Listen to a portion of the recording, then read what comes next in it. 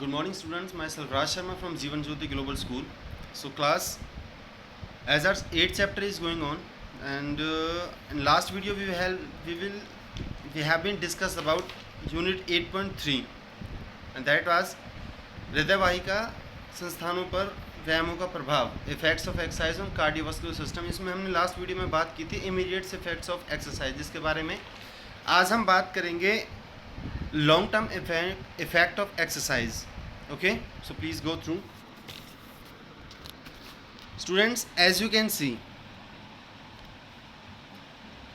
after doing exercise for a long time, certain adaptation take places in our cardiovascular system। क्या कह रहा है कि काफ़ी लंबे समय तक व्यायाम करने के बाद हमारा जो कार्डियोवास्कुलर सिस्टम है, हृदय वाहिका संस्थान है, एडेप्शन का मतलब होता है कह सकते हो स्थान लेता है। Take place in our cardiovascular system, हमारे जो हृदय वाहिका संस्थान उसमें अलग अलग तरह के जो बदलाव आते हैं, अलग अलग तरह के जो स्थान है वो ग्रहण होते हैं। These are called long term effects of exercise, और इन्हीं को क्या है, दीर्घकालिक प्रभाव कहा जाता है, लॉन्ग टर्म इफेक्ट्स कहा जाता है। तो इसमें सबसे फर्स्ट नंबर आता है that is increase in the size of heart, कि जो हमारा हार्ट का साइज है वो बढ़ जाता है। When we perform regular exercise the muscle of the heart in size and strength, क्या क्या heart increase in size and strength. Author क्या कह रहा है कि जब हम लंबे समय तक व्यायाम करते हैं तो हमारे हार्ट का, हमारे हृदय का जो चाहे वो आकार के तौर पे कह लीजिए, चाहे वो उसकी इफिशिएंसी मजबूती के तौर पे कह लीजिए, उसका साइज है वो बढ़ जाता है। इनफैक्ट लेफ्ट वेंट्रिकल, जो हमारा बायां निलय होता है, adapts to the greatest extents. Greatest extent का मतलब होता है काफ़ी हद तक उसमें बढ़ोतरी होती है। The heart walls grow stronger and thicker, कि जो हृदय की जो दीवारें होती हैं, जो वॉल्स होती हैं, वो और स्ट्रोंगर मजबूत होती हैं, थिकर और मोटी होती हैं।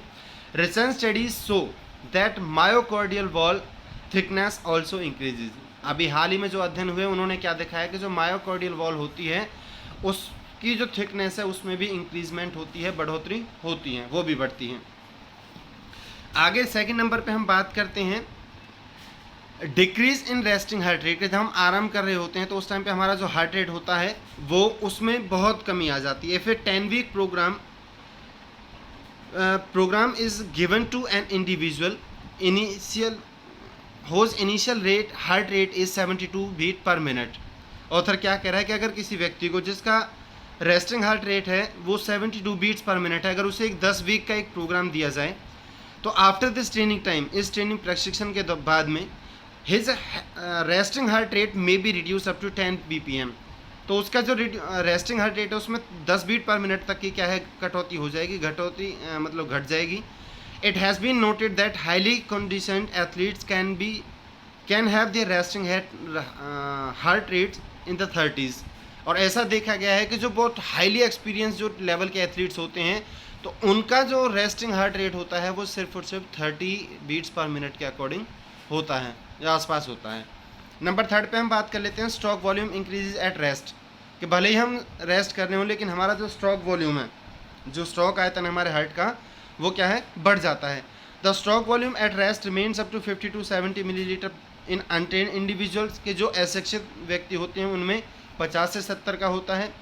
70 to 90 individuals 70 to 90 millilitre beat in trained individuals, जो प्रशिक्षण ले रहे होते हैं उनका बनता है 70 to 90। एंड लास्ट में बात करता है 90 to 110 millilitre beat in the endurance athlete, जो एंड्योरेंस के जो एथलीट्स होते हैं उनमें 90 से लेकर 110 मिलीलीटर बीट का जो स्ट्रोक वॉल्यूम रेट है वो बढ़ जाता है। नंबर 4 पे हम बात कर लेते हैं इंक्रीज इन कार्डियक आउटपुट, कि जो कार्डियक आउटपुट है हमारे हृदय का, जो उसका प्रोडक्शन है उसमें बढ़ोतरी होती है।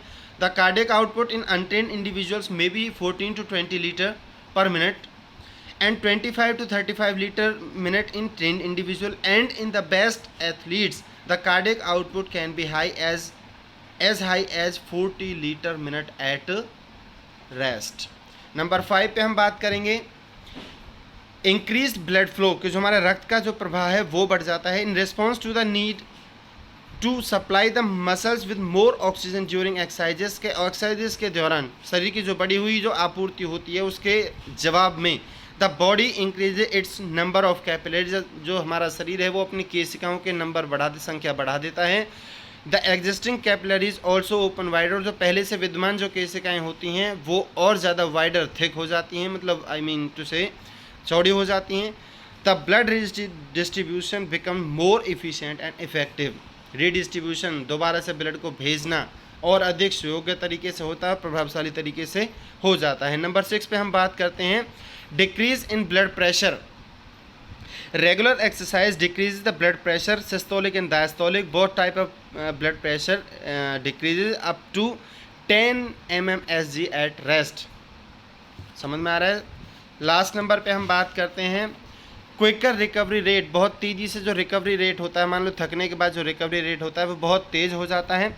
Regular exercise quickens the recovery rate, a trained athlete's heart rate becomes normal quickly than in a beginner, rate of respiration also become normal rapidly, therefore the recovery becomes fast। okay guys, so आपके 8.3 में ये heading complete हो चुके हैं। कल हम बात करेंगे 8.4 के बारे में नेक्स्ट वीडियो में। so go through with the video, thank you।